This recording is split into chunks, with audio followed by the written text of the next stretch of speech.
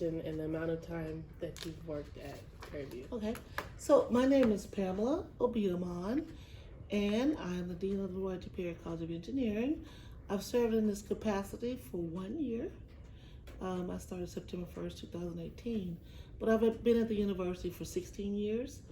I started in 2003 as an assistant professor, worked myself up to a full professor as the dean. Okay. What is your educational background and which school did you attend? Okay, so I did my undergraduate at the University of Texas at Arlington, and I did my master's here at Prairie View, a master's in engineering, and then PhD at Texas A&M University. Alright. Master's was here. Mm-hmm. And what was the other one? PhD at Texas A&M PhD. University.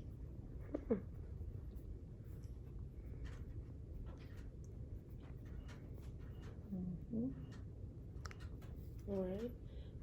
What is your current specialization and your research area? So my research area is mostly programmable devices.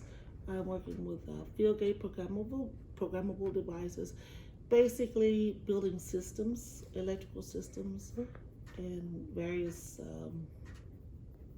devices. And I'm trying to move into artificial intelligence and machine learning. Those are my new areas of research.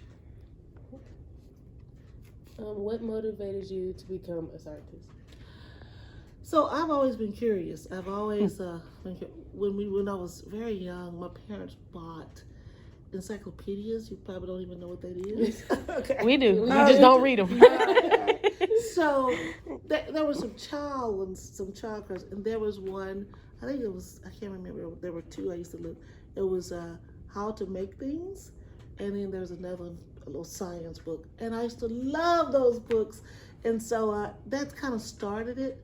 And so I like to build, and then I'm from a family of engineers. My brother, I'm the youngest, so there are four of the engineers in my family, so it kind of flowed in a way. But I like making things and like science, and I've always liked math. Ooh, math. I love science, but that math. But you know, the only reason why I think I like math was because I had great math teachers. Hmm. It's the teacher. And that helps, it's because the if you teacher. have a teacher that's not, you don't connect with, or there's no communication, then your teacher you're lost. Can't doubt you. Yeah. Even when you don't do well, Exactly. your teacher still have to. They always made me think I was smart, and Mm-hmm. I was like, oh, okay, I love math. Yeah, having a teacher that cares. Yeah, that was very important. What is your highest aspirations for the student that you can teach? My highest aspiration for my student, I'd like to see my student become a leader in the field. Yeah. And being a leader is different. Can be in different areas. You can just be very good at what you do once you graduate and become an expert, or you can go on to pursue a PhD or something in that area. But just lead in the field and become recognized in the field. Actually, I'm trying to do the master's program, the 5 year. Oh, is that right? Yes, ma'am. They have a 5 year? Yes, ma'am. So it's to where I can go ahead and start. I think once I have 25 credits left, Yes. I can go ahead and. Awesome. How does your scientific training impact the way you think and how you see the world? Oh, it impacts me significantly. Almost everything I do is, it was from my training in engineering. I spent a long time doing this. I graduated from high school in, I won't tell you what year, but a long time ago. And so I've been doing engineering since then, which is, let's see, 10, almost 40. 50 years, almost 40 years. And I'm very methodical. It's just, I'm a critical thinking, I solve all the problems at home.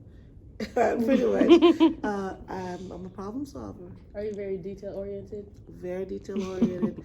And my main thing is very methodical, because everything is a process. And so I just look at life from a process perspective. What is your ideal dream as a scientist? As a scientist, to be recognized in my field internationally, at an international level. So like maybe a Nobel Peace Prize? Well, I would love to, but just recognized as one of the top people in that area. Okay. And final words to encourage students. To encourage students, learn as much as you can. Yes, Have fun learning it. Own it. Own your education. Own computer science. Own your courses, and just take it as far as you can. But the key is to enjoy it while you have it, because remember, you're not just going to school to get a job. You're going to school to be a better person. Yes, ma'am. And your education is going to take you to places that you can't even think of right now. So learn as much as you can to help you be a better, complete person. Also, I met a few people like this. So they come to college, like they want to pursue their dream, but in the long run, it's like the outcome is they don't get paid enough. So what would you think? What would you tell them? So I believe anything that you have a lot of passion about, and if you put enough time in it, you will make the money in due time. You just have to be very patient in doing that, but you will make the money if you put the time in it and you build yourself and move in that direction. No, money was never a factor for me.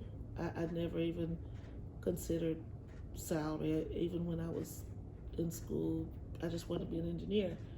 And as a matter of fact, I have 4 children, and I stayed at home for a while, and I didn't even care about making money then. I was on a mission, but I knew that someday I would make a reasonable amount of money. So money was not a major factor. Thank you so much for your interview today. You're welcome. And as I was working on the paper, it was at midnight, and I think the paper was due the next day. And I was so tired. Then it was 2:00 in the morning, and I just said, I'm going to push through this. So, sometimes you just have to push your way through it, because it'll work if you keep trying. Yeah. Just don't give up. Don't give up. So, we have to push through a lot of stuff. Networking wise, I'm trying to work on that. Sir. So I'm trying to get internships, but the companies that, when they ask me what they're expecting of me, I haven't learned yet. So how do you think, how should I go about that? Networking wise, I would recommend anybody join your organizations. What level are you? Freshman, sophomore, junior? Sophomore/junior. Okay. I've joined So professional organizations. There's a difference. Some people get caught up in some campus organizations. Yeah, party organizations. Join your organizations, and even when it's hard, go to the little meetings. Like if they have something at Rice or something in Houston, just say, I'm going to show up and go. Now, what's very difficult for you and me and all of us? 2 things. We're in STEM, number 1, and we're minorities. So you got to get used to being the only one in the room, because social networking is everything. 80% of the jobs that people get is because of somebody that they know. According to LinkedIn actually posted that 80% of the jobs you get is because of somebody you know. Well, if you're not networking and you're not talking to people in your profession, then you'll get a job, but you may not get the top job. But I really believe if you study hard and make the grades, it won't even matter. Just bring it on. Because I'm part of NSCS here on campus, and I'm part of the programming club. Oh, the programming club! I didn't even know we had one. It's the first one ever. We're sponsored by Facebook. Yes. Let me document. So when did you guys start that? This fall? Yes, ma'am. It was like in the middle of the year. I am so. Who's the president?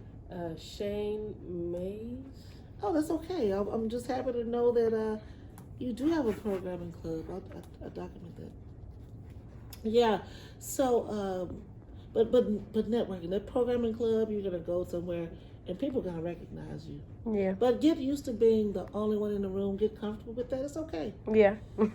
For a while, How was it like you coming in? Well, being young, coming in, you being the only minority. Did it shock you, or was it like a? So really, when I was in school, elementary school, I went to kind of mixed school. I'm from Hempstead, as a matter of fact. Hey. But I was always placed in the advanced classes as a kid. And in most of the advanced classes, you're still the only one in the room. So, and then when I went to UT Arlington pretty much the only Yeah. one in the room. So until I got here to Prairie View, I was like, You was like, hey, my people. yeah. And so, I guess you kind of get used to it, and then, but there have been times, even once I received my PhD, I had to go speak. I had to go speak at some conference up in D.C., and I was a speaker. Nobody knew because it was nobody looked like me. Yeah. No, not even nobody looked like me, let alone females. Yeah. And I was basically ignored. I'm like, they That's were all good. talking to all the speakers and Mhm. hey, and then finally when I got up to speak, it was extremely shocking. So, but you can get used to that. You get used to it and keep moving, of course. I actually attended UTA's engineering camp Oh, is that right? back in middle school. That's my favorite engineering camp. Is that it was good? It was really yeah, good. yeah. As a matter of fact, I'd like to take computer science, and you can come with us as well. I have to go to UT Arlington to speak on February 17th, and they asked me to bring some computer science students there.